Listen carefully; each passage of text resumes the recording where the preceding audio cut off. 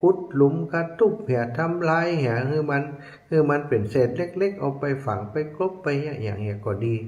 นะสามารถจัดการได้แต่คนติส่วนใหญ่ก็จะมักง่ายซะเอาไปทิ้งตามข้างถนนบางบางแห่งหันสะปะสะเป็ดที่เขาเอาไปทิ้งนี่นะเดินไปนะขยะเป็นไต่เอาโจ่งตามข้างทางนั่นโจ่งตามข้างทางหิมห้วยหิมห่องอย่างบางที่บางแห่งนี่เป็นเทิมห้วยแหละซะเป็นห้วยเป็นเทิมเขาว่ามันโหล่งอย่างตอนนี้มันทำไมแบบมีต้นไม้ขึ้นไปยือพอซะเป็นเหวลึกนะแล้วก็ทั้งเหวนั้นเหวติดลึกลงไปพอลงไปเนี่ยหันขยะกองจากบนลงไปถึงลุ่มถึงต้องห้วยต้องห้องกันนะเป็นถุงก็มีเป็นขยะนี่ก็มีเป็นขยะเปียกขยะแห้งก็มีเป็นผลไม้ที่มันเน่ามันเสียก็เทลงตรงนั้นเพศพักเศษไม้อย่างเหี้ยพื้นแล้วก็ไม่ส่งกินก็มาขึ้นว่าถ้าฝนตกมันสะล้างลงไปน้ำนี้มันจะลงไปทางใดถ้ามันลงไปในบ้านในจองไปเลือกส่วนไรนาของพี่น้องเจ้าบ้านเข้าไปตีน้ำบ่อน้ำกินน้ำใจของเจ้าบ้านเพราะเขาเอาทิ้งบนดอยบนห้อมห้วยห้อมอย่างบนดอยแสดงถึงความหันแก่ตัวแสดงถึงความเป็นคนสกปรกหันหลายที่หลายแห่งนะบักกาบอกแล้วว่าที่จังหวัดไหนพ่องเนาะเดินไปนี่ไปหันแต่ละที่ละแห่งเกิดความสลดใจศาลาที่พักเปิดสร้างไว้คือคนทั้งหลายถ้าเดินทางมาอิดเหนื่อยพักที่ศาลาได้พักผ่อนหย่อนใจสบายบัดเดียวไปพอศรัทธาญาติโยมศาลาที่พักริมทางนั่นน่ะข่าวพาเรียกนะถุงหิ้วยังเศษอาหารกินแล้วขวางแต่นั้นหมดแมงต่างๆยุบหยับไปเขาจะหวังพักติศาลาเอนดีๆพักผ่อนดีๆนี่หยักศรัทธาญาติโยมบัจจัยเท่าแต่อันความสกปรกไปบางคนหันแก่ตัวมีหมูมีหมาตีอันตัวเก่าเลี้ยงเปิ่นตอนน้อยๆเนี่ยพอเปิ่นใหญ่มาเนี่ยอาจจะอย่างไรมันเป็นภาระกายอย่างการเอาเปิ่นไปปล่อยเอาไปทิ้งชัดมูนี้มันก็ไปหากินตามมันใกล้ๆศาลาที่เขาเอาขยะอย่างไปทิ้งนะสถามันก็นอนเนี่ยแต่มันศาลาใกล้อย่างต่างๆกลายเป็นศาลาข้างทางนี่เป็นที่พักของน้องหมาไปนะสถาไปหันหลายตีหลายแห่งหันศาลาหลังคาสีเหลืองอยู่หันเดินไปว่าจะไปพักเข้าไปแมงโงนวึงไปพักบันไดสถาแล้วก็ไปพอใกล้ๆสกปรกตีนอนมีกับขนหมาตีนั่งนั่นนะตลอดเส้นทางนะทุกเส้นทางในเมืองไทยไปพอเถอะไปเจออาตมาเดินพอเดินสักกิโลก็จะหันขยะเนี่ยคือขยะนี่เป็นสิ่งตัวเองมันต้องการขยะในบ้านเนี่ยบางพ่อเอาไปทิ้งเนาะนี่เอาไก่ใกล้นี่ก็คือติปากตางเขาวัดบรรพตสถิติอาตมาอยู่นี่สถาญาติโยมหมู่ที่เขาหับจ้างทิ้งขยะไปลื้อบ้านไปถอนบ้านไปอย่างต่างๆมักจะเอาขยะบางคนนี่มักง่ายถึงขนาดเอามาเทกลางถนนกลางซอยที่เพิ่นเข้าไปในหมู่บ้านในชุมชนเพิ่นข้างถนนเป็นที่สาธารณะเป็นที่ถนนเอาขยะมาทิ้งเอาขยะที่เปิ่นบัดใจนั่นนะอันเศษของที่เปิ่นบัดใจเป็นตู้เป็นเตียงเป็นผ้าห่มที่นอนเก่าเอามาทิ้งเอาไปพอแล้วคนไทยเฮาเนาะคนหันแก่ตัวทำไมมันเยอะขึ้นที่สาธารณะกลายเป็นที่คนเอาขยะไปทิ้งมีป้ายประกาศห้ามทิ้งขยะตรงนี้ถ้าใครทิ้งขยะปรับ 5,000 ที่ป้ายปักนั้นสถานมันไปทิ้งมันเหมือนกับว่าบอกให้ทิ้งขยะตรงนี้ได้ปวดหัวเนาะคนอย่างนี้เปิ้นเรียกว่าคนสกปรกนะคนสกปรกที่ไหนสถานสกปรกที่จิตที่ใจบ่มีความรับผิดชอบต่อส่วนรวมต่อสังคมเราลองคิดพอถ้ามีไผเอาเศษเอาขยะอย่างต่างๆมาทิ้งที่บ้านเราจะคิดอย่างไรแต่เขานี่เล่นเอาไปทิ้งบ้านเปิ่นนี่ค่ะไปทิ้งที่สาธารณะคือคนทั้งหลายได้เดือดร้อนขอคือขยะมันพ้นตัวได้อันนี้คือเป็นคนที่ หันแก่ตัวอย่างอีเป็นคนสกปรกเป็นคนบรรดาคบบรรดาหาเฮาทำขยะเกิดขึ้นเฮาก็ต้องจัดการด้วยตัวเองซะนะบ่ใจว่าเอาเรื่องนี้ไปให้คนอื่นจัดการบางครั้งขยะที่เป็นขยะบางสิ่งบางอย่างเนี่ยเนาะแม้กระทั่งเศษอาหารเนี่ยเศษอาหารที่เขาประกอบอาหารเนี่ย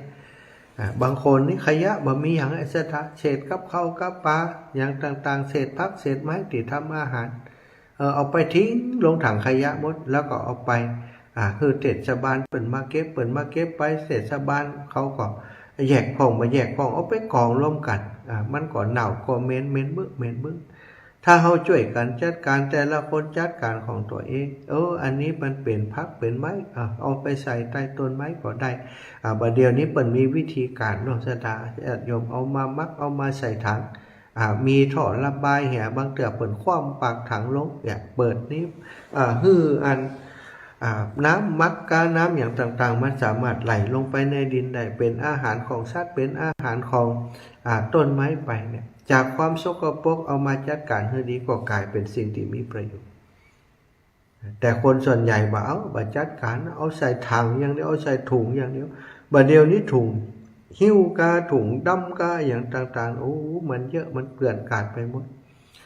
สิ่งเหล่านี้ศรัทธาญาติโยมมันเป็นขยะเป็นพิษด้วยนะอย่างขยะที่เป็นพลาสติกกาเป็นโฟมกาเนี่ยมันย่อยสลายยากมันอยู่ไปเมินเนี่ยเป็นร้อยปีศรัทธากว่ามันบ่ย่อยสลายแต่ตอนนี้เนาะโลกก็เต็มไปด้วยขยะที่เอามาทิ้งสิ่งที่เป็นขยะภายนอกมันแสดงให้หันถึงขยะภายในจิตในใจของคนเราถ้าทุกคนหันความสำคัญของเรื่องนี้อยากจะทำให้โลกนี้สะอาดต้องเริ่มต้นที่จิตใจของตัวเฮาก่อนถ้าเฮาบ่หันแก่ตัวสถานเฮาก็เป็นคนสะอาดคนบ่หันแก่ตัวจะทำคนบ่หันแก่ตัว1คนสามารถทำให้ครอบครัวของตัวเองบ้านจองของตัวเองสะอาดโดยบ่ต้องไปเบียดเบียนบ้านอื่นเมืองอื่นที่สาธารณะต่างๆเขาจะจัดการสิ่งที่สกปรกหรือว่าสิ่งที่มันบ่ใช้สิ่งมันบ่เป็นประโยชน์สิ่งที่มันเป็นของบ่ดีแล้วเนี่ยสามารถกำจัดด้วยตัวเองได้เนาะแล้วตอนนี้ถ้าเราจะอู้ถึงก็คืออู้ถึงเรื่องของจิตใจเรื่องของร่างกายนี่คนเฮาถ้ามันสกปรกอย่างที่ว่าเฮาก็ทำความสะอาดอาบน้ำเหี่ยมันก็หอมแล้วนะเสื้อผ้าซักเหี่ยมันก็ใหม่แล้วอย่างจานถ้วยจานใจแล้วมันสกปรกก็เอาไปล้างเหี่ยก็สะอาดแล้วแต่จิตใจของเฮานั้นต้องอาศัยเวลาสถานความสกปรกที่มันมักหมมอยู่ในจิตใจเฮานี่มากน้อยก็แตกต่างกันไปวิธีจัดการกับความสกปรกในจิตในใจถ้าเป็นคนที่กระนีหันแก่ตัวก็ต้องแก้ไขด้วยการหื้อตานถ้าเป็นคนที่ปากร้ายหื้อร้ายคนอื่นเป็นคนที่ติดอยู่ในความโกรธความโลภความหลงอย่างต่างๆก็จะแก้ไขได้หลายๆวิธีโดยเฉพาะศีล5ข้อเนี่ยสถาติเป็นตัวควบคุมความประพฤติของคนความสกปรกทางจิตทางใจของเขาเป็นตัวที่จะป้องกันกิเลสอย่างต่างๆความสกปรกต่างๆที่มันจะเกิดขึ้นเราต้องมันสะสมสิ่งเหล่านี้หื้อตานรักษาศีลปฏิบัติภาวนาโดยหลักการก็คือละเว้นจากกรรมชั่วสิ่งที่กลับเป็นกรรมดำทั้งหลายการเบียดเบียนการหื้อร้ายกันการขี้ลักขี้โจกก็ดีการดื่มสุราเมลัยเหล่านี้คือสิ่งที่จะทำให้จิตใจของเราสกปรกเห็นแก่ตัวนี้เราก็ป้องกันด้วยสิ่งเหล่านี้คือตานรักษาศีลแล้วก็ชำระจิตใจให้สะอาดก็ย้ำอยู่ตลอดเวลาว่าพุทธโอวาทปาติโมกข์ของพระพุทธเจ้านั้นพระองค์ได้ตรัสว่าละเว้นอกุศลกรรมทั้งหลายอกุศลธรรมทั้งหลายอย่าทำคืออย่าทำเลยนะใช้คำว่าอย่าทำเพราะทำแล้วมันจะเป็นความสกปรกเป็นความมัวหมองแก่จิตใจของเราแล้วเวลาทำหรือเวลาเสพอกุศลกรรมหรือว่าทำอกุศลธรรมนักเนี่ยศรัทธาญาติโยมจิตใจของเขาจะมัวหมองแล้วมันจะแก้คืนยาก ถ้าสกปรกแล้วมันเอาออกยากซะถ้าเหมือนกับเสื้อขาวๆอยู่เนี่ยเอามึกไปยดใส่เนี่ยกว่าจะเอามึกนั้นออกได้เนี่ยโอ้มันยากแล้วก็มันจะบัดใสสะอาดเหมือนเดิมพระองค์จึงได้ห้ามว่ากรรมดำจะไปทำเลยจงสั่งสมกรรมขาวให้นักที่สุดก็คือบุญกุศลสร้างบุญสร้างกุศลคือนักที่สุดทำบุญแล้วก็ยังต้องมีหน้าที่จะต้องชำระจิตใจให้สะอาดด้วยถ้าไปหลงบุญเมาบุญบ่ชำระจิตใจให้สะอาดบ่เข้าใจสภาวะธรรมหรือว่าธรรมชาติเป็นไปด้วยความถูกต้องนั้นมันก็ยังมีโอกาสที่จะทำให้เราวนไปสู่ความสกปรกได้ศรัทธาญาติโยมเมื่อบ่ทำความชั่วแล้วต้องรีบทำความดีเมื่อทำความดีแล้วต้องรีบเอาจิตใจที่ดีงามมายกระดับขึ้นไปคือเป็นผู้ที่มีจิตใจสะอาดขาวสะอาดหรือว่าภาษาพระเรียกว่าขาวรอบพอมุมใดก็ขาวพอมุมใดก็สะอาดเนาะศรัทธาญาติโยมก็ขอนำสารธรรมนี้มาฝากมาแบ่งมาปันให้ท่านเจ้าทั้งหลายแต่เจ้ามีโยมแม่ท่านหนึ่งโทรมาหาเนาะโยมแม่รัตดาอาการไปแวะไปแอวหาโยมแม่ก็ได้ถือว่าสนิทสนมกันเนาะแต่เจ้าเปิดกระโทรมาอูจากันหลายเรื่องหลายราวแล้วก็ได้บอกว่าคืนก่อนท่านอาจารย์เรื่องความเครียดที่เกิดขึ้นกับคนเฮาคนถ้าเกิดความเครียดแล้วโรคภัยไข้เจ็บมันจะเกิดขึ้นนะเปิ่นก็บอกคงจะบอกคือว่าเปิ่นก็มีความเครียดความกังวลในสุขภาพกังวลกว่าจะเป็นนั่นจะเป็นนี่สถานเลยทำให้เปิ่นนอนบอกให้รับบอกไอ้อย่างบอกความวิตกกังวลแต่ว่านี้เปิ่นบอกว่าฝากขอบคุณท่านอาจารย์เสน่ห์การลงก็เรื่องความเครียดเป็นเหตุแห่งการเกิดโรคเกิดภัยต่างๆเนาะท่านอาจารย์ก็ซ้ำมาย้ำแหมอีแม่มาพิจารณาว่าแต่โลอีแม่นี่บางเถื่อมันก็เขียนเรื่องนู้นเรื่องนี้นะก็เลยได้กันศรัทธาเป็นเรื่องจริงนะศรัทธาญาติโยมคุณหมอบอกว่าสาเหตุของการเกิดโรคโดยเฉพาะโรคมะเร็งนะโรคมะเร็งนี่มันมีผลจากการผลวิจัยเลยนะศรัทธาว่าสาเหตุที่เกิดโรคนี้ที่ภาวะคุ้มกันในด้านนี้มันของคนสมัยนี้นะมันเสื่อมหรือว่ามันทำให้เกิดโรคนี้นักนี่เพราะว่าคนในยุคสมัยนี้เครียดในเรื่องราวต่างๆในชีวิตเครียดแบบสะสมก็มีเครียดแบบเบาผ่อนคลายบางคนนี่นอนบ่หลับต้องอาศัยยานอนหลับบางคนนี่ถ้าบ่ได้กินยานอนหลับบ่ลงเลยนะบางคนนี่บ่หลับตลอดก็ถือว่าเป็นปัญหาของโลกยุคนี้ของสังคมยุคนี้ยาแก้ปวดขายดียานอนหลับขายดีซะตา ซึ่งยาพวกนี้เนี่ยเป็นอันตรายต่อสุขภาพเป็นอันตรายต่อตับตัวอย่างตัวแล้วก็ถ้าบ่กินยาก็เครียดแถมว่าถ้าเครียดก็ต้องกินยาแล้วก็กินยามันก็หายถ้าหมดฤทธิ์ยามันก็เครียดต่อความเครียดนี่เป็นอารมณ์ของคนส่วนใหญ่จะเป็นคนที่วิตกกังวลชีวิตตกกังวลกลัวเอาเรื่องอดีตมาคิดทำผิดพลาดไปก็ดีทำอะไรอย่างไว้ก็ดีหรือว่าไผทำอะไรอย่างฮื้อก็ดีเอามาคิดเอาเก็บมาคิดเอามาเป็นอารมณ์ตลอดบ่ฮู้จักวางอารมณ์เหล่านี้ก็ทำให้ตัวเก่าทุกข์และก็เครียดบางทีเรื่องนั้นมันสิ้นไปเสี่ยงไปบ่ฮู้กี่ปีแล้วนึกบ่ได้ก็เครียดขึ้นมาแห่งนี้พระพุทธองค์ได้ตรัสบอกว่าถ้าอยากจะมีความสุขคืออยู่กับปัจจุบันถ้าไปคิดถึงเรื่องที่มีเกิดขึ้นแล้วในอดีตเขาก็แก้ไขยังบ่ได้มีแต่ความทุกข์เท่านั้นที่กลับมาสู่จิตสู่ใจเขาบ่ฮู้แล้วบ่ฮู้จบแล้วก็ถ้ากังวลถึงอนาคตยังมาบัดถึงถ้ากังวลกว่าโน้นกว่านี้จะเรื่องโน้นเรื่องนี้สะเป็นก็เป็นความทุกข์เหมือนกันกลายเป็นความเครียดซะทั้งชีวิตของเขาปัจจุบันเลยมีแต่ความเครียดจริงๆแล้วชีวิตปัจจุบันควรจะมีความสุขทำอะไรอย่างมีหน้าที่อย่างก็ทำหน้าที่ให้สมบูรณ์ความสุขก็จะเกิดขึ้นสมเด็จพระสังฆราชประทานพรโดยเอาพุทธโอวาทหรือว่าพุทธภาษิตมาเป็นพรให้กับเราทั้งหลายบอกว่าจิตตังทันตังสุขาวาจิตที่ฝึกฝนดีแล้วจะนำสุขมาให้ฉะนั้นเราทั้งหลายจิตที่ฝึกฝนดีแล้วก็คือฝึกฝนอบรมจิตของตัวเก่าจะให้มันไปขี้โลภขี้โกรธขี้หลงฝึกมันขี้โลภก็ตัดมันโดยการตัด มันขี้โคตรการตัดมันโดยการมีความเมตตาต่อสัตว์ทั้งหลายมันขี้หลงก็เพิ่มปัญญาให้ฟังมันฟังน้ำฟังธรรมพยายามปล่อยวางชีวิตของเขาเกิดมาก็บัดถึง100 ปีสักคนแก่งแย่งชิงนี้กันไปเดี๋ยวก็ตายจากกันเอาไปอย่างนักหนาทรัพย์สมบัติหมู่นี้สร้างบุญสร้างกุศลชำระจิตให้สะอาดคนตายไปบางคนมีทรัพย์สินเป็นแสนล้านพันล้า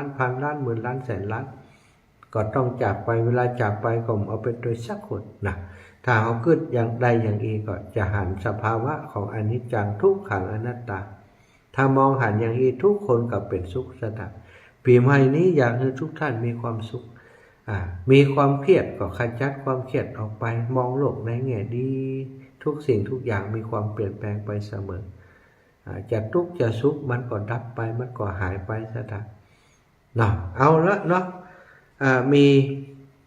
งานของครูบาอาจารย์ศรัทธาญาติโยมท่านอาจารย์ตะกี้เปิ่นเข้ารายการหัวค่ำเนาะท่านอาจารย์พระมหานพดลสุวรรณเมธีเปิ่นจะมีการเรียกว่าทำบุญเนาะทำบุญทักษิณาคือกับครูบาอาจารย์ของเปิ่นแล้วก็จะมีการทำบุญมุทิตานะมุทิตาเนื่องในโอกาสที่ท่านอาจารย์ได้รับแต่งตั้งเป็นเจ้าคณะอำเภอซึ่งได้รับแต่งตั้งมาเมื่อต้นปีที่ผ่านมาแล้วเป็นปีมาแล้วก็ยังบ่มีโอกาสได้ฉลองสมโภชเฉลิมฉลองและเปิ่นได้สร้างหอประชุมเนาะหอประชุมหลังใหญ่ไว้ที่วัดบรรพตสถิตโดยมีศรัทธาญาติโยมบริจาคทรัพย์แล้วก็มีเป็นเจ้าภาพรักคือตัวแล้วก็มีศรัทธาญาติโยมอื่นๆเป็นได้ร่วมบริจาคทรัพย์มาสนับสนุนการก่อสร้างเสร็จสำเร็จเสร็จสิ้นไปประมาณปีกว่าแล้วก็ยังบ่มีโอกาสได้ฉลองสมโภชทำบุญให้เพื่อนท่านอาจารย์ก็จะเลยจะถือโอกาสในวันที่27-28 เดือนมกราคมนี้ในการเฉลิมฉลองตำแหน่งที่รับการแต่งตั้งสถานแล้วก็ญาติสนิทมิตรสหายตลอดถึงลูกศิษย์ลูกหาท่านอาจารย์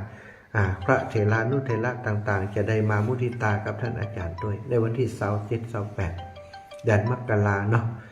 ท่านอาจารย์ได้แจ้งผ่านรายการไปเมื่อสักครู่ว่าจะมีเรื่องของจะมีเรื่องที่จะเปิดโอกาสให้ศรัทธาญาติโยมได้ร่วมเป็นเจ้าภาพโดยอย่างเช่นโต๊ะจีนเนาะโต๊ะจีนตอนนี้ยังบ่มีข้อสรุปว่าจะประมาณราคาเท่าใดเนาะโต๊ะจีนเนี่ยอาตมาคิดว่าน่าจะประมาณราคาประมาณ 2,000 บาทแล้วก็บานตู้เล็กนะซึ่งจะเอาถวายครูบาอาจารย์ที่เปิ่นมาร่วมงานเป็นถวายเป็นตันออกเนี่ยน่าจะประมาณ 1,000 บาทเพราะมันราคาที่ท่านอาจารย์ได้ซื้อหามานี่ก็ตกอยู่ 1,300-1,400 เนาะถ้าจะบอก 1,300-1,400 มันหน่อยไปสำหรับศรัทธาญาติโยมเองตอนนี้เดี๋ยวสรุปเรียบร้อยดีๆแล้วก็จะแจ้งให้ทราบอีกทีหนึ่งนะขอปรึกษากับท่านอาจารย์ครับตะกี้ท่านอาจารย์บอกว่าศรัทธาญาติโยมติดต่อที่ท่านอาจารย์สมชาติได้เลยบ่มีเวลาได้อู้กันดีศรัทธาก็ฟังจากวิทยุตะกี้นะเนาะเดี๋ยวจะนั่งอู้กับท่านอาจารย์ว่าโต๊ะจีนสรุปต่อใดตู้เล็กสรุปต่อใดย่ามสรุปต่อใดแล้วก็สั่งที่จะถวายญาติครูบาอาจารย์ต่อใดเนาะคร่าวๆก็อาตมาประมาณการว่าโต๊ะจีนน่าจะสัก 2,000 ตู้เล็ก 1,000 แล้วก็ย่ามสัก 300สั่งสำหรับถวายหัววัดต่างๆก็ประมาณ 2,500 นะนี่ประมาณการถ้าได้ตามนี้ก็จะแจ้งให้ศรัทธาญาติโยมทราบแล้วก็จะจดเอาลายหมายเอาชื่อไว้แล้วก็จะได้ส่งให้ท่านอาจารย์แล้วก็จะได้แจ้งให้ศรัทธาญาติโยม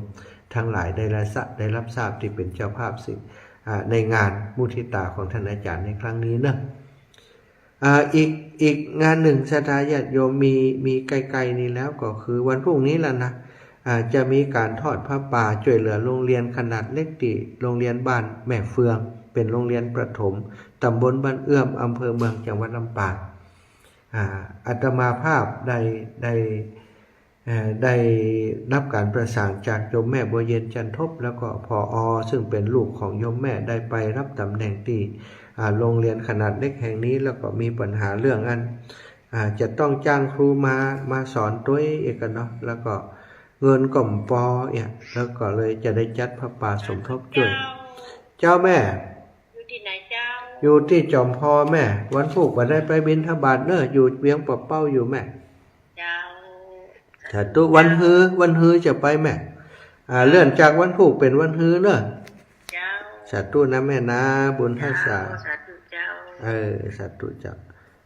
ว่าได้ไปเดี๋ยววันพุธเนอะเนาะก่อนที่โรงเรียนบ้านแม่เฟืองนะตำบลบ้านเอื้อมพี่น้องที่อยู่ใกล้ๆนะตะใหญ่ในพื้นที่ของแม่เฟืองหรือว่าพี่น้องตั้งในเวียงลำปางถ้าฟังรายการตอนนี้เนาะไปร่วมบุญด้วยกันวันก่อนเมื่อส่งท้ายปีอาตมาได้รับนิมนต์ไปร่วมบุญที่บ้านโยมแม่บัวเย็นก็ได้ปัจจัยอยู่หลายสตางค์เอาห้องเปิ้นวัดอสถาประมาณ 3-4 พันบาทก็ในพระป่าครั้งนี้ก็น่าจะได้หลายสตางค์อยู่เหมือนกันเนาะอันนี้มาก่อนเปิ้นก่อนต้านเนี่ยเปิดโอกาสเตื้ออีแม่ขอก่อนนะขอก่อนพังเตื้อเดี๋ยวก่อนเด้อเดี๋ยวก่อนพี่น้องตังภูเวียงพูดขอรอชักกรรมฟังมาเตื้ออันนี้อีกงานหนึ่งศรัทธาญาติโยมเป็นงานอายุวัฒนมงคลของครูบาอาจารย์เนอะหลวงพ่อท่านพระครูอนุกิจธรรมโสพล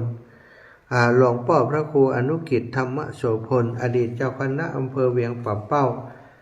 เจ้าอาวาสวัดป่าม่วงตำบลเวียงอำเภอเวียงป่าเป้าจังหวัดเชียงรายหลวงพ่อเป็นอดีตเจ้าคณะอำเภอตอนนี้ก็อายุได้89 ปีจะมีการทำบุญอายุวัฒนมงคลให้เปิดในวันที่4นี้เนอะ2567อีแม่ก็หีบก็เปิ้นก็ต้านเจริญปอนไม่จ่าเจ้าอย่างชัดเจนนี้นะเจ้าแม่แก่นทองมันต่างจากบุญคือเวียงพุทธคัมภีร์เจ้าอันนี้อยู่ที่ไหนเจ้าอยู่วัดจอมพอก็เจ้าโอ้ได้ปฏิทินแล้วเด้อบอกว่าชื่อลุงน้อยจริงเด้อหลวงปู่เดี๋ยวจะส่งปัจจัยไปครับเจ้าน้ำตาไผ่เด้อเจ้าสาธุเจ้านี่พระอาจารย์สมชาติเนี่ยจึงนั่นแหละเจ้าเอ๊ะกับเจ้าแม่ไม่นี่มดเนาะเจ้าดีเนาะเจ้าแม่มดเนาะเจ้าได้หันหน้านี่ล่ะดีแล้วเนอะสาธุเนอะเจ้ากำลังใจนะเจ้าเด้อสาธุเจ้าแม่เจ้าเพิ่นเอาจงมาให้แล้วสาธุ เจ้าได้หลายใบคือขอตัวเด้อจงเจ้าแม่ไปทำบุญกับน้ำกับไผ่ให้เจ้าแม่ทำมาถินด้วยเจ้าสาธุ เจ้าเจริญปอนแม่ฉลาดแจ้ซ่อนลำปางคือได้จากท่านมหาเจ้าว่าแม่ได้เอาวิธีของหลวงปู่มาให้ยินเลยเจ้าแม่หลวงปู่ยังถามนะเจ้า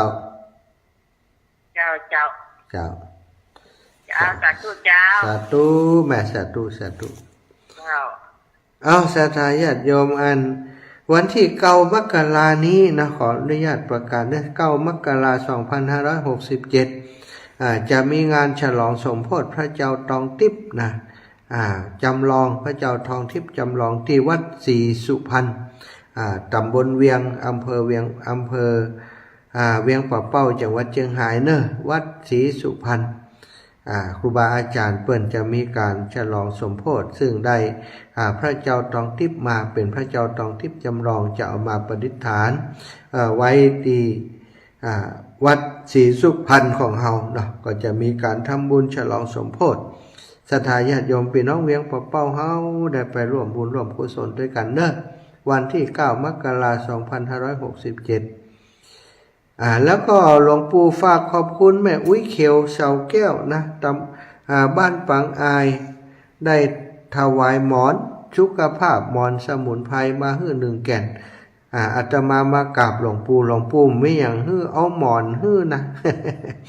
จะให้รับดีฝันดีอินนะหมอนสมุนไพรเนอะขอบคุณแม่อุ้ยเขียวนะ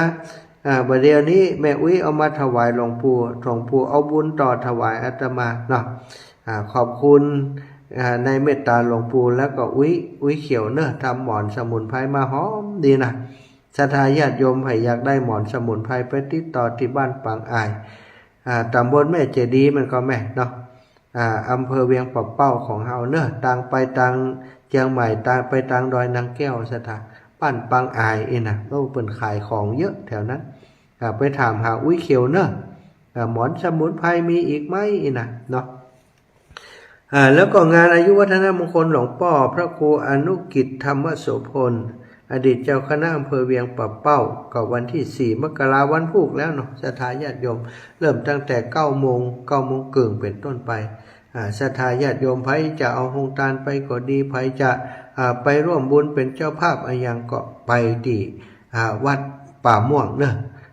ไปวัดป่าม่วงหลวงพ่อเป็นเจ้าอาวาสวัดป่าม่วงแห่งนั้นอายุ89 ปีจะ90แล้วศรัทธาญาติโยมไปร่วมบุญกับครูบาอาจารย์พระมหาเถระที่มีจิตใจเมตตาเนอะวันที่7ที่จะถึงนี้ก็จะมีงานส่งน้ำพระสารีริกธาตุที่วัดพรหมมงคลต้าล้ออำเภอตำบลดอยหล่ออำเภอดอยหล่อจังหวัดเชียงใหม่พี่น้องสันปะตองก็ดีจอมตองก็ดี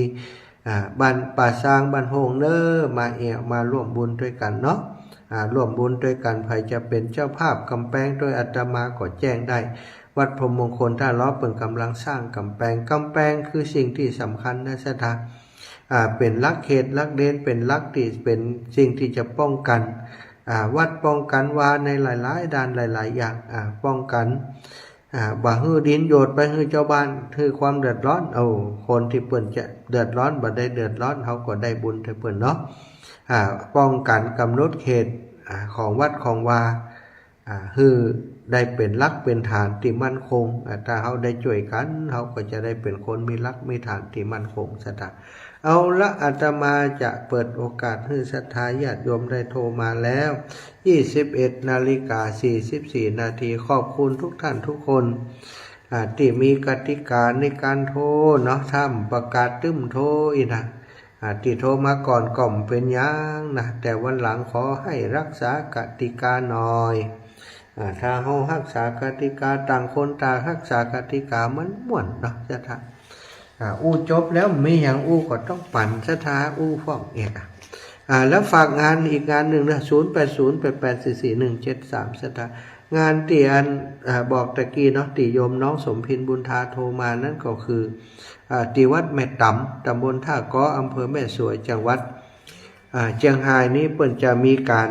วางศิลาฤกษ์ในวันที่22เนอฝากบุญมากับศรัทธาญาติโยมการวางศิลาฤกษ์เป็นสิ่งสำคัญนะสำหรับการสร้างวิหารนี้ศรัทธาเจริญปอนรักษากติกาและนะเจ้าแม่ยกแม่จะถามนี่บรรดาที่รออยู่นี่บ่ให้สบายตัวนี่วันนี้เป็นหยังก็บ่ไปแวะบ้านลูกคุณก็อาจารย์บ่ได้แวะแม่เนี่ยอยากจะวันถูกวันเกิดน้องขุนว่าอยู่ที่แวบไปแวะพาของขวัญเหรอไม่ได้แวะแหละเจ้าถ้าอย่างนั้นก็จะแวะเจ้าในไปมัดมือขึ้นมานะเพราะต้องหีบไปบ้านแม่เฟืองนะไปตานพระป่าแม่ถ้าแวะก็จำว่าผู้ขุนยอมแม่กับแก้วฟันตังมันเกิดขึ้นหนึ่งแดงก็ละอีดูมันได้เนาะเจ้าได้กันแม่เจ้าแม่กับใครสบายเป็นอย่างวันนี้นอนวันค่ำนอนนี่จ้ะนอนอะไรนี่เจ้าแต่อาการนี้นี่เจ้าเจ้าแม่ดูแลตัวเองเนอะฟังท่านอาจารย์อย่าฝากตังลูกคุณมาได้ได้ค่ะเดี๋ยวพวกจะแวะไม่ได้เข้าไปดูในอันนั้นมันไม่ได้ไปดูพวกลูกคุณเด้อวันนี้ไม่ได้มาไล่สดอินดูเนาะไม่ได้พอเพราะว่างานสปะไหมฮะเจ้างานให้นักค่ะได้ยินสปะสักสิบก็เต็มมะละกอเลยเจ้าสวัสดีมีตังสวัสดีดีทีเจริญปอนแม่ไล่ภาพเตจ้าแม่นานาเจ้าได้มาแม่นั่นแม่เนาะเวลาปอแม่จ๋าท่านจ๋าแม่มันจะท่านจะมาได้โมเนาะมันถึงมีโอกาสมาติ๊กๆแม่แม่เหมือนใจไก่กันเฮาใครมาเฮาก็มามีตาเฮอด้วยอีกมันจะมาติ๊กเองได้ยินเวลาพรว่าเพิ่นมันได้มาแม่เพิ่นแม่จำพอนี่เพิ่นจะเมื่อเจ้าเห็นมันเวลาพรโทรมากี่เจ้าเนาะนั่นแล้วก็แม่มันเด้อเจ้าแม่เด้อวันดีคืนดีก็จะมาคืนหมู่แจ้งเจ้าก็ครับเจ้าแต่ตู้แม่เจ้าร่างใจหน้าเจ้าแต่ตู้เจ้าเจริญปอนแม่เฉลียวล่องนอดไปสาเจ้าท่านมหาเจ้าอีแม่ด ดี๋ยวนี้อยู่วัดตุลุงนี่กับเจ้า เจ้าใช่แล้ว มันปลูกพริกเจ้ากายบ้านนี่มันได้เนาะ กายบ้านได้โบกมือบายบายโบกมือบายบายพี่น้องลองนอด เจ้าปีใหม่นี่อยู่เย็นเป็นสุขนะอายุมันคนยืนอยู่กับศาสนาเป็นนานๆเด้อ เจ้าอีแม่ก็เหมือนกันนะอยู่ดีมีสุขอายุมันขวัญยืนเด้อน่ะนะ เจ้า สาธุบุญรักษาอีแม่เด้อ เจ้า เอาศรัทธาญาติโยมเข้าใจกันเนาะเวลามันถ้าเขาจ้าเพ่อีนะปุ่นอ่ะไปถึงปุ่น11 โมงเที่ยงเอ็นเปิ่นจัดตานพระป่าที่โรงเรียนนั้นโรงเรียนอันนี้ก็รอเขาอยู่หั่นแหมนะ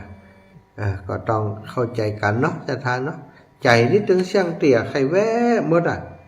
ใครแวะมัดมือฮือกายอย่างไรอีก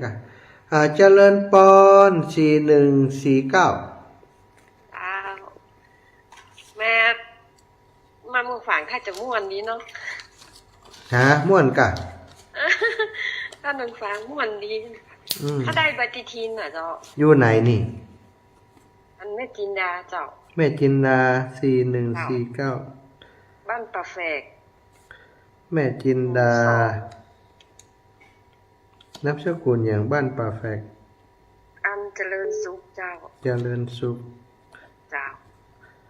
บ้านป่าแฝกตำบลอำเภอ อันบ้านปลาแฝกหมู่2ตำบลปลาแฝกอำเภอแม่ใจ แม่ใจ เจ้า เชียงรายเนาะ แต่ใกล้เจ้าพะเยาเจ้า พะเยา พะเยา เบอร์โทรเบอร์นี้โอเคเดี๋ยวจะหาโอกาสหาทางส่งเพื่อนด้วย เจ้า คิดไว้ละพันมันอะกะส่งนี่เขาหลับเป็นค้นๆไหมจัตุนะแม่จัตุจะจดเวลาเนอะเจริญปอนมาแล้วอีแม่เขาบันรับบันนอนนี่บันรับบันนอนธรรมะพุทธวิถีขอบุญบารมีจงมาช่วยกันนะเจ้า เจ้าแม่ ชัดเจนดี98.5นะเจ้าเอาบุญมาฝากเนอะอยู่ดีมีสุขนะแม่เนอะดีที่นี่ยังได้ส่งไปด้วยนะ เจ้าเดี๋ยวจะไปตัวเอาเดี๋ยวไปเก็บนี้เจ้าแม่เข้าพวกก็รอว่าค่ะบ้านข้าสบายไปมาไม่ได้ข้ามันมืออยู่อ่ะได้กันวันที่7นะแม่เนอะที่7อีกบายคำอ่ะเจ้าสาธุเจ้าเจริญปอนขอบคุณสถานทุกท่านทุกคน0808844173เนอะ0808844173เพิ่มเติมอะไรอย่างไรแม่เพิ่มเติมอะไรเพิ่มเติมเพิ่มมันพอมื่นก็ได้ก็มาก็ได้เอากะพอ10,000อีจะหอมแต่หอมว่าเป็น10,000แล้วว่ะแม่กะไม่ได้ก็บอกว่าเดี๋ยวพอมาจะบาท2 บาทเพิ่มพอ10,000ก่อนเจ้าสาธุใจเสียงเตี่ยแม่เฮ้ยเนอะแม่เข้าใจเจ้าสาธุนะแม่นะอยู่ดีมีสุขรับดีฝันดีเจ้าเจริญปอนโยมแม่ลิอีแม่ได้ปฏิทินแล้วอย่าแม่ลิได้แล้วเจ้าได้อาจารย์วรชัยแม่เจ้าอาจารย์วรชัยก็ไปเอาหาก็แม่บ่ใจก็คงฝากครับโครงงานรุ่นไปยังกลางครับเจ้า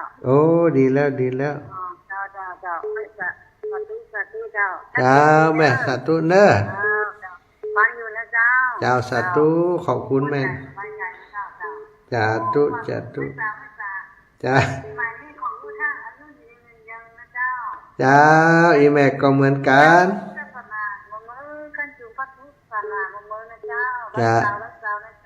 จ้าตุแม่ลิบ้านโทกบ้านห้วยโทกเจริญปอน1364กับเวลาไหนกับเวลาตอนเจ้ากะเวลาเจ้ากี่โมงอันนี้จากไหนนี่ ฮะสีคำบ้านไหนจะถวายปัจจัยเจ้าหันมาหันเนาะกำนันสีทันบอกเรื่องว่าทันจะมาแวะไงแวะไหนฮะบ้านใหม่อยู่ไหนฮะเนี่ยบ้านแม่นั่นสีทันว่านึกว่าจะคิดมาแวะแล้วก็แม่ก็เกณฑ์ปัจจัยไว้กี่โมงไปบิณฑบาตบ่อันผู้เจ้าโยมจะไปใส่บาตรวัดร้อยจอมพอกะอีแม่บ้านแม่อยู่ตะใดคนงูท่านก็มาจะไหนมาเราข้างรถอ๋อตีปอสิทานไปส่งทันแล้วนะกะเจ้าวันผูกอันบัดเดี๋ยวนี้เขานอนบ้านอีป่อในแม่ก็เดี๋ยวจะปิกไปนอนตีบ้านนั้นบ้านสวนพวกกำนันน่ะวันผูกก็จะวันผูกก็ไปบิณฑบาตพุ่นอีแม่จะมาหาเตียนม่อนจอมพ่อกะไก่ไปกะเจ้าก็7 โมงแม่จะไปเมื่อม่อนจอมพ่อเนี่ยเดี๋ยววันผูกเจ้าเฮาบิณฑบาตออกไปดีกว่าเฮาจะออกจากเพศสัก7 โมงอ่ะแต่ว่าจะไปเฮาออก6 โมงเกินจากบ้านปอกกำนันไปถึงบ้านแถวบ้านดีแม่พวกกะแม่จะไปวัดนี้ได้หรอเจอกันหรืออีแม่จะมาอย่างวัดผูกตึงไม้ประจำกะวัดค่าแอมหูอ่ะ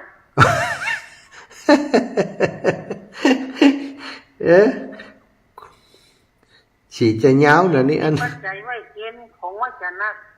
ว่าจะมาแรงนี่จ้ะโอเควันเดียวจะได้อุกปอกกำนันเนาะแม่เนาะเดี๋ยวถูกจะว่ากันเจ้าสาธุอาจารย์จะพี่ม่อนจอมพ่ออยู่วะอันก็จำเป็นขึ้นมานี่กับใจแม่มาเจ้านะกันป้าอีแม่แล้วเขากับไปนะไป7 โมงนะมาก่อน7 โมงหน่อย6 โมงครึ่งเนาะแม่ไปเราโลดใส่บาตรเท่าไหร่เจ้าสาธุเจ้าแม่ปัจจัยครับอันกาแฟถวายขันนะเจ้ารอสักกำได้ครับ7 โมงบ่องเจ้าเดี๋ยวก่อยอุกันสาธุเจ้าเจ้ารอสักกำเลยเจ้าแม่ป้าม่อนจอมพ่อเนี่ยจะไปต้วยนะเจ้าไปต้วยพุ่นเนาะเจ้าแม่จะเลินปอนโยมแม่สู่แก้วคำอ้วนเจ้าแม่ฮับแล้วโยมแม่เสียงเบาแม่โทรศัพท์อีแม่เองเลยเบาหรอได้ยินละเจ้าประเด็นยังอยู่จังใหม่อยู่กับเจ้าอยู่จอมพ่อแม่ที่ตุลุงเจ้าที่หลวงปู่ด้อยเจ้าไปทำงานก่อนนี่ไปเจ้าโอ้เจ้าแม่แล้วท่านจะไปถึงที่แม่ไม่ได้เจ้างูเด้อไข่บินได้เดี๋ยวนี้นะมุดดินดำดินได้มันบินไปได้นั่นแหละเอาช่วงติ๊กๆอย่างเงี้ยนะแม่นะเจ้ามีเวลาจะได้ไปได้เพิ่นถามหาอีกไปได้เจ้าจะได้ไปหาแม่เจ้าสาธุนะแม่นะจะมีเวลาถึงจะแสกไปหาอินดูเพิ่นโทรมาถามหาเนาะโอ้นพรัตน์บุญมาย่ำรับนอนเตือนผูกไปทำงานเนโยมคุณโยมนพรัตน์บุญมาศรัทธาญาติโยมนะก็ขอบคุณทุกท่านทุกคนนะพี่น้องจากแม่ใจแม่จินดาเจริญสุขป่าแฝกหมู่2ตำบลป่าแฝกแม่ใจพะเยานะขอปฏิทินจีมอีวะว่ากันไปเนาะมีเวลาจะส่งไปให้แม่เนาะศรัทธาญาติโยมทุกท่านทุกคนที่โทรมาในรายการเนาะโทรมาอุมาจากกันแม่สุแก้วคำอ้วนแล้วก็ตะกี้แม่คำอีนะจะเวียงเป่าอยู่ล้อกำได้กาอีนะถ้าจะจำเป็น7 โมงเรียบร้อยก็เจ้าเลยเนาะแม่ลิบรรทบรรหงลำปูนแม่ลาพรป่างิ้วแม่สายทองธัญญาแก้วบรรหงลำปูนแล้วก็4149นี่แม่จินดาเจริญสุขแม่เฉลียวล่องนอดแม่ลายภาพเตจ้าแม่กาบแก้วสีอินแก้วจากลำปางแม่ฉลาดเจซ้อนแม่แสงทองตำบลปางอำเภอภูเวียงจังหวัดพะเยาแม่กิ่งแก้วมณีเนตรแม่นวลยอดคำปันกำแพงหินแม่แก้วกันท่าวังน้องสมพินบุญธาแม่ดวงดีนันหลัดตาแม่มา บ้านแม่นากลางลีลำปูนแม่สุแก้วศรีละพรศรีแต่แม่บัวลอยชัยสวรรค์แม่จันสมมณีจักแม่เรือนแสนตออ้าวบ้านบวกมาอีกคนแม่หลงบ้านบวกลีลำปูนเจริญพรแม่ชาเจ้าอยู่ไหนคะอยู่กับหลวงปู่ม่อนจำพอแม่หลวงปู่บอกออกเสียงเดียวเนาะออกตามปกตินั่นก็ถ้าอย่างเราไม่ได้ยินหลายวันแล้วเนาะได้ยินเอาเทปก่อนมาฟังปะหลวงปู่ก็ได้ออกหลายวันแล้วเจ้าอีแม่เจ้าสัตว์ตู้แม่นะเวลาหมดแล้วนะเวลาหมดแล้วบอกเจ้าสัตว์ตู้บุญทักษะป้อวินเวียงป่าเป้าเจริญปอนป้อครับท่านครับท่านนอนไหนเล่นแล้วนี่นอนนั้นจะนอนบ้านปอกกำนันสีทานแต่ตอนนี้จัดรายการอยู่ที่อันจอมพออยู่ป่ะครับก็เดี๋ยวออกวิทยาบาลของเจ้าอันเดี๋ยวนี้ทำได้บินะอันเดี๋ยวนี้เปิ่นจะมาตักบาตรกันตีวัดพระธาตุจอมพอนี่แล้วก็จรวดมาพบกันแล้วก็เจ้าเลยอีกอ่ะจะต้องหีบเข้าลำปางอีกป่อเขานั้นจะรอตานพระป่าประมาณ9 โมง 10 โมงอ่ะจ้ะลำปางใช่ตีอันลำปางตีโรงเรียนแม่เฟืองปุ่นน่ะไป7 โมงก็ไป7 โมงกับตันแล้วตันนะป่อ9 โมง 10 โมงโหมันเวลาเนาะกระชั้นชิดอ่ะครับจะถูกเอาบุญรักษาป้อนจ้าป้อมีเวลาเข้ามาเนอะพุ่งเนอะครับเดี๋ยวขอร้อนกันขอครับสาธุป้อเวลาหมดเวลาศรัทธาญาติโยมสาธุอายุวันโนสุขังพระลางนิพพานังปรมังสุขังอยู่ดีมีสุขเนอะ